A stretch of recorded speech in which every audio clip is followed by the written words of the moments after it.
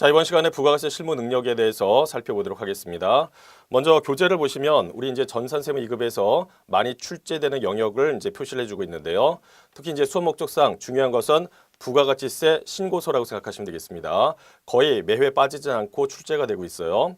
여기서는 예정 때 누락한 것을 확정 때 신고를 하고 그에 관련된 가산세까지 반영하는 내용들이 주를 이루고 있습니다. 자, 그 밖에 거기 내용을 보시면은 부가가치세에 관련돼서 여러 가지 서류가 이제 작성이 돼서 제출이 되는데 그와 관련된 서식을 설명을 하고 있습니다.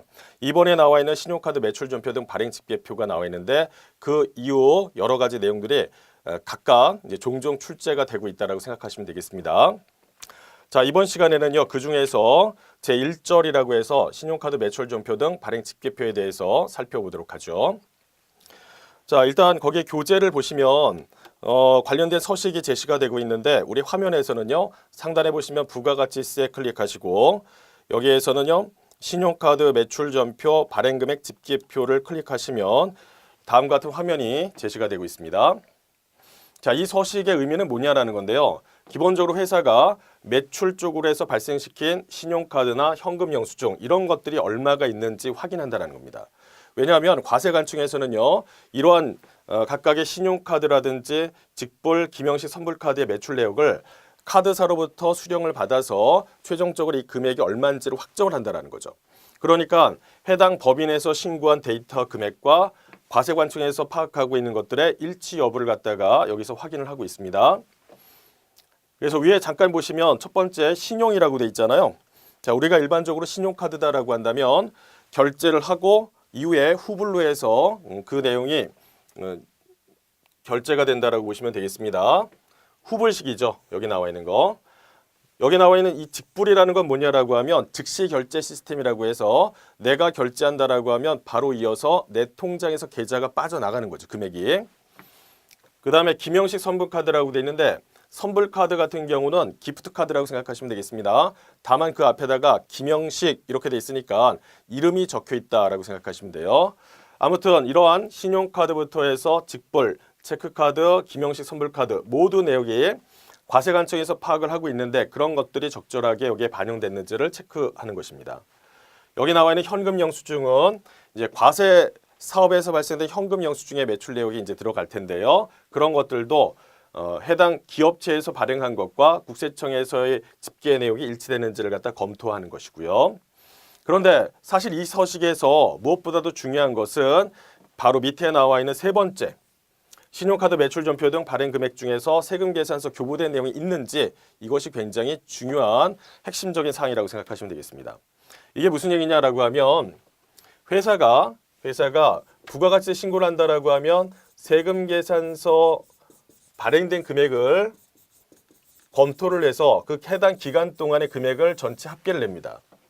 그리고 위에 나와 있는 것처럼 현금 영수증을 발행하거나 신용카드나 직불카드, 김영식 선불카드로 해서 매출이 발생됐을 때 그 내용 역시도 집계를 내요.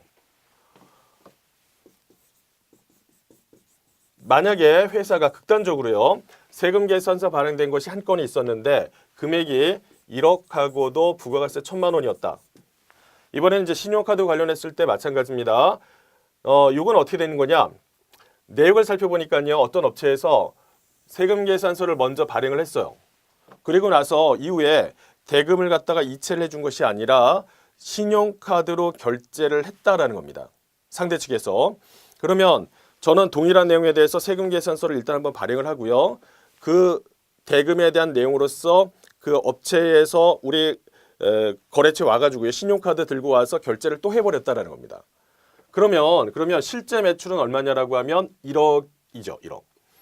그런데 신용카드로 해서 결제를 해버렸기 때문에 사실상 신용카드 매출 내역을 또 한번 조회를 했을 때 여기에 얼마가 들어가냐면 1억에 부가가세 1,000만 원까지 해서 고스란히 잡혀버린다는 겁니다. 만약 회사가 이 부분에 대해서 신경 쓰지 않고 단순하게 세금 계산서 발행된 금액 얼마, 그 다음에 신용카드 매출 내역 조회했을 때 얼마, 이 두 개를 합산해버리면 실제 회사의 매출보다 부가가세 과세표준에서의 금액이 훨씬 많이 잡혀요.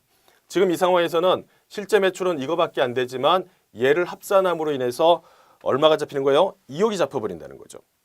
단순하게 2억이 잡힌다고 끝날 문제가 아닙니다. 왜냐하면 이와 관련했을 때 부가가치세까지 더 많이 내는 결과가 나오기 때문에 사실상 3번을 제대로 체크하는 것이 굉장히 중요한 내용이라는 것입니다.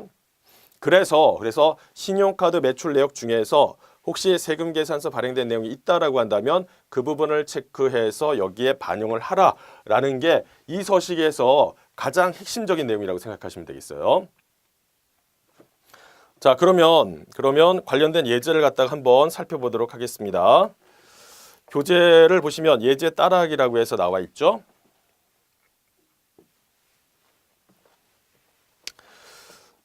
주식회사 낙동이라고 되어 있습니다. 회사 코드는 20032고요. 선택하여 다음 사항을 입력하시오. 다음 거래를 매입 매출 준표에 입력하라라고 되어 있네요. 6월 25일 날짜에 보시면은 비사업자인 김기수에게 제품 220만 원 판매하고요. 당사가 감행된 현금 영수증을 발행하였다라고 되어 있어요. 일단 여기서는요. 해당 서식의 작성을 갖다가 하기 위해서 미리 매입 매출 전표상에 반영을 먼저 하라라고 되어 있습니다. 그것이 전체적인 흐름상 맞아요. 원칙적으로는 맞는 내용입니다. 그러면 회계관리에 가셔가지고요. 매입 매출 전표 클릭하신 상태에서 6월 25일 날짜로 해서 보도록 하겠습니다. 이거는 이제 회사가 현금 영수증을 발행하였다라고 돼 있잖아요. 자, 여기서 현금 영수증을 발행하는 그 내용이 두 가지가 있을 수 있어요. 하나는 외부에서 물건을 이제 고객이 오셔서 물건 구입하신 다음에 현금 영수증 발행해 주세요라고 하면서 지출 증빙용이요 이렇게 하는 경우도 있고요.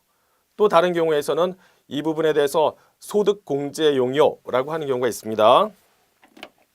참고적으로 말씀드린다라고 하면 회사 입장에서 매출이 발생되었다. 근데 상대방이 요구하는 방식이 첫 번째는 현금 영수증 중에서 지출 증빙용이 있고요. 두 번째는 현금 영수증 중에서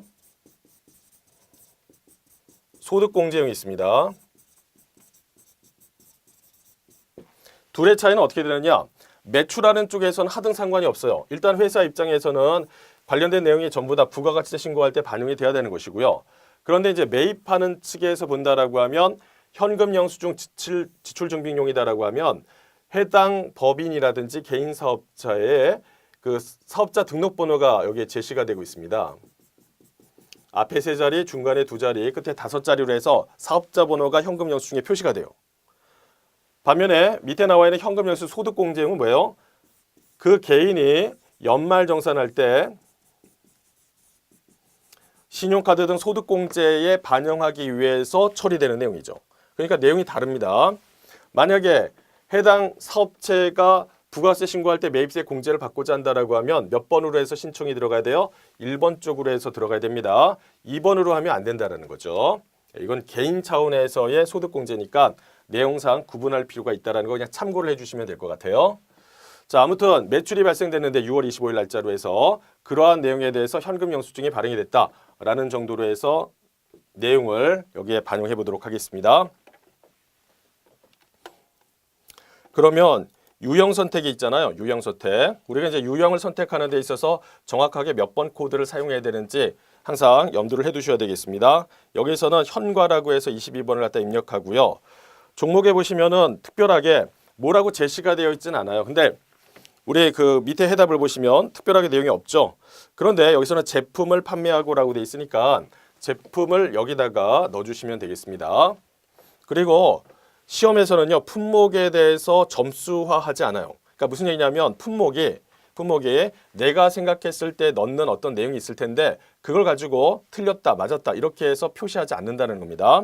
가장 적절한 내용을 해서 입력하셔도 충분하다는 거예요. 제품이라고 하시고 수량과 단가가 제시되어 있다라고 하면 반영하겠지만 그렇지 않다라고 하면 굳이 넣으실 필요는 없습니다. 여기서는 제품을 220만 원 판매한다라고 했었으니까 금액에 있어서 여기다가 얼마를 넣어야 되겠어요? 자, 주의 깊게 보셔야 되겠습니다. 전체 금액이 220만 원이잖아요. 그러니까 입력을 할 때 220만 원 이렇게 입력해야 됩니다. 입력할 때 주의하실 게 뭐냐면 카과나 현과나 건별 같은 경우는 전체 금액을 함께 넣어야 되죠. 그러면 프로그램이 알아서 자동으로 구분을 해주고 있습니다. 즉 공급 대가가 전체 다 들어가야 돼요. 어떻게 하느냐면 220만 원이 전체가 들어간다라고 하면 엔터를 해보세요. 프로그램에서 알아서 공급가액과 부가가세액을 구분해주고 있습니다. 그래서 입력하실 때 전체 공급 대가를 입력하면 자동으로 공급가액과 부가가세액을 구분해주고 있다는 거 확인하시고요. 그 다음에 코드가 있잖아요. 개인한테 판매를 했다라고 한다면 일반적인 경우에 있어서는요. 주로 실무에서는 여기에 대해서 코드를 설정하지는 않습니다. 그러나 우리는 시험을 갖다가 보기 때문에 항상 염두에 두셔야 돼요. 있을 수 있다. 그래서 김기라고 해서 쳐보시면은 있습니다. 김기수라고 해서 나와 있으니까 여기를 체크하시고 그 다음에 분기해 보시면은 현금 영수증을 발행했으니까 현금으로 해서 처리를 해주시면 됩니다. 밑에 나와 있는 것처럼 분기 유형에 있어서 여기에 이제 현금도 있고요. 분기 없음도 있고 경우에 따라서는 뭐 외상이라든지 가드라든지 혼합이라든지 다 들어가 있습니다. 각각의 유형 중에서 가장 적절한 것을 갖다 반영해 주시면 돼요. 자, 이렇게 해서 입력을 하시고요. 두 번째 내용 보시면은 설악전기의 제품을 300만 원 부가세 별도로 해서 외상 판매하고요. 전자세금 계산서를 발행해 주었습니다. 그러나 하루 뒤에 주 설악의 전기에서 자금이 부족하니까 대금을 갖다가 뭐 이체하기가 좀 어렵다는 얘기죠. 그래서 신용카드 들고 올 테니 결제를 카드로 하겠다라고 해서 알려주었습니다. 결국은 이제 보시면은 BC카드로 결제를 받고 신용카드 매출 전표 등을 발행하여 주었다라고 되어 있네요. 즉 세금 계산서를 발행을 먼저 하고 그 이후에 신용카드로서 대금을 결제하는 구조를 띠고 있습니다. 대부분의 문제에서는 다 이렇게 나와요. 예를 들어서 지금 나와 있는 것처럼 세금 계산서에 대한 발행이 선행되고요. 먼저 발행이 되고 그리고 대금에 대한 결제가 후에 되는 거라는 거죠. 후에. 여기서 이제 신용카드로 결제가 됐다라고 보시면 됩니다. 자, 이런 것들은 가능해요. 그런데 신용카드 결제를 먼저 하고 그에 따라서 세금 계산서를 요청하는 부분에 있어서는 제한이 있습니다. 사실은.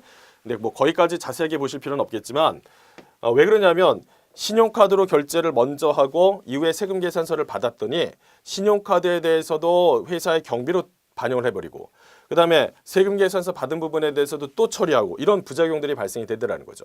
그래서 그런 것들을 좀 더 제한하기 위해서 세금 계산서가 여기처럼 먼저 발행되고 이후에 신용카드가 발행됐으면은 그거는 인정해 주겠지만 조금 전에 말씀드린 것처럼 신용카드가 먼저 결제되고 이후에 세금 계산서가 발행이 된다. 이거는 좀 제한을 두겠다라고 돼 있어요. 자, 근데 거기까지 자세하게 모르셔도 상관은 없고 우리 시험에서는 대부분 세금 계산서가 먼저 발행되고 이후에 대금 결제 수단으로서 신용카드가 결제된다라고 보시면 되겠습니다. 자, 그러면 문제는 우리가 유형을 선택하는 데 있어서 여기가 17번 카과가 되고요. 여기는 세금 계산서를 발행했으니까 11번에 과세가 된다라는 거예요. 둘 중에 어떤 것을 선택해서 입력해야 되느냐라는 것이죠. 이럴 때는요. 항상 세금 계산서가 가장 먼저 고려가 된다라고 생각하시면 됩니다. 즉 유형 선택에 있어서 11번 과세를 선택하시면 됩니다.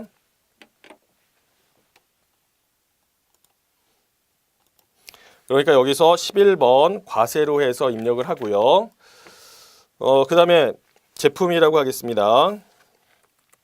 금액을 보시면 여기서 300만 원에 30만 원이라고 돼 있으니까 여기 보세요. 300만 원에 부가세 별도라고 돼 있죠. 항상 문제 풀 때 주의하셔야 되겠습니다. 부가가세가 별도인지 부가가세 포함된 것인지 아니면 부가가세 제외 이런 식으로 해서 얘기가 약간씩 달라져요. 그러니까 뒤에 나와 있는 그 내용이 어떠냐에 따라서 숫자가 반영되는 것들이 약간 차이가 있기 때문에 수업 목적상 반드시 확인해 주셔야 되겠습니다. 지금 여기서는 어떻게 돼 있어요? 부가가치세 별도라고 돼 있었으니까 공급가액이 얼마가 들어가요? 300이고 그리고 부가가세액이 30만 원 반영이 돼야 될 상황이라는 것이죠. 자, 이렇게 해서 처리를 하겠습니다. 업체는 뭐냐면 설악이라고 돼 있죠. 설악전기 체크하시고 전자세금 계산서에 여라고 체크하시면 되겠습니다. 그리고 나서 카드로 해서 결제했다라고 했으니까 분기를 보시면요. 하단에 분기 없음 0번, 1번이 현금, 2번이 외상, 3번이 혼합, 4번이 카드 이렇게 돼 있어요. 자, 그런 상황에서 카드로 결제됐다라고 하면 카드로 선택하시면 돼요. 자, 여기에 4번 체크하시면은 보시는 것처럼 신용카드사 및 봉사료에 대한 입력 내용이 나옵니다. 여기 신용카드사를 보시면은 누구로 나왔냐면 BC카드라고 돼 있잖아요. BC카드를 조회를 해보도록 하겠습니다.